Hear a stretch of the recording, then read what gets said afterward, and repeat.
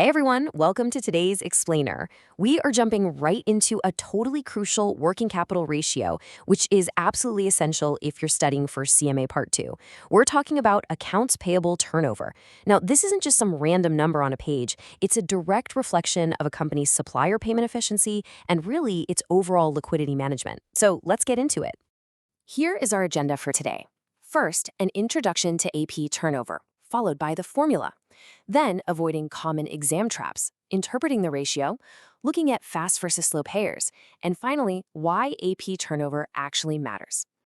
All right, Section 1, Introduction to AP Turnover, Measuring Efficiency. To give us a really clear baseline, activity ratios generally measure results over a specific period of time.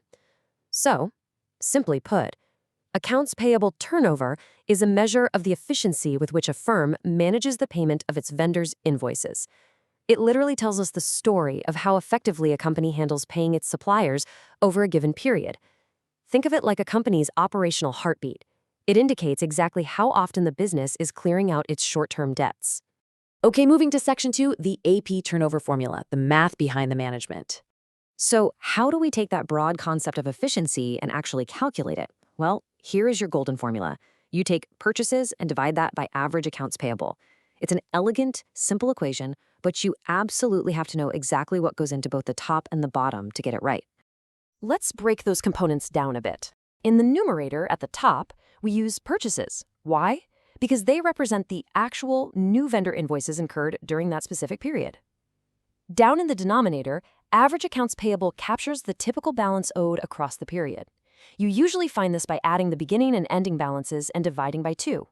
This gives us a true, smoothed-out picture of the typical debt, rather than just a snapshot from a single random day.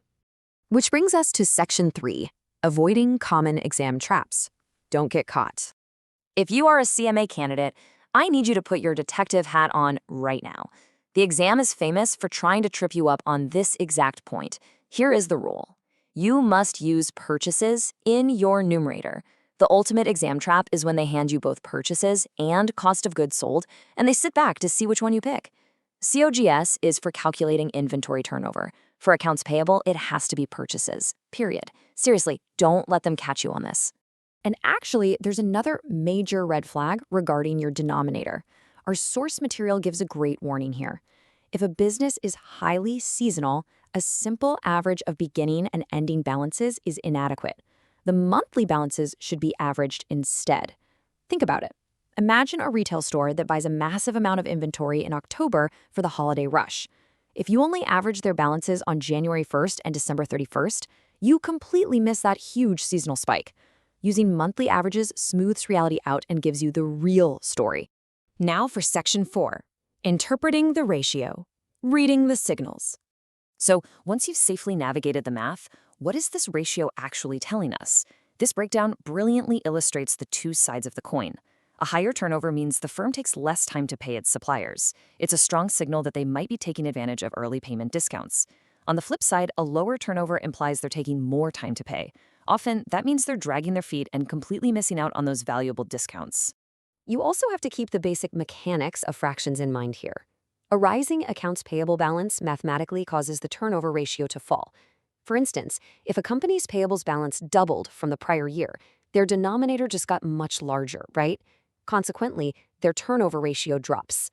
A larger debt balance means the ratio shrinks, which translates to more days taken to settle those payables. Let's look at Section 5, Fast versus Slow Payers, a strategic choice. We know how to read the signals now, but how should management actually behave out there in the real world? It is so tempting to think a high turnover, meaning you pay your bills super fast, is just an automatic win. But is paying instantly always the right strategic move? Well, without context, neither extreme is automatically good or bad. Because context is absolutely everything. Paying too soon generates a really high turnover, sure, but you might be tying up valuable cash way too early, cash that could have funded other vital operations. Conversely, stretching your payments out gives you a low turnover and keeps that cash in your bank account longer. But you're risking damaging critical supplier relationships, and again, you're giving up those early payment discounts. It is a very delicate balancing act. Finally, Section 6, Why AP Turnover Matters, the Big Picture. Let's zoom out for a second. AP turnover is a core component of liquidity management because it connects directly to the operating cycle, which ultimately defines the cash cycle. To find the cash cycle, you take the entire operating cycle and you subtract the day's purchases in accounts payable. The fundamental driving rule here is that cash is held by the company for as long as those payables remain outstanding. When we look at the breakdown of these cycles, we can pinpoint exactly where our day's purchases and payables fits in. The operating cycle is the total time from acquiring inventory all the way to collecting cash from your customers. But the cash cycle is kind of counterintuitive. It's actually the portion of the operating cycle when the company does not have cash. By holding on to payables, the company essentially shrinks that gap.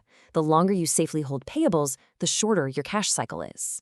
Which brings us to the ultimate question for any financial manager. I'll leave you with this to chew on. Knowing that stretching your payables shortens your cash cycle, but might seriously anger your vendors or cost you discounts, how will you walk the tightrope between maintaining great supplier relationships and keeping cash in your own accounts for as long as humanly possible? That is the true test of working capital management. Thanks so much for joining me on this explainer, and definitely keep these concepts front of mind for your analysis.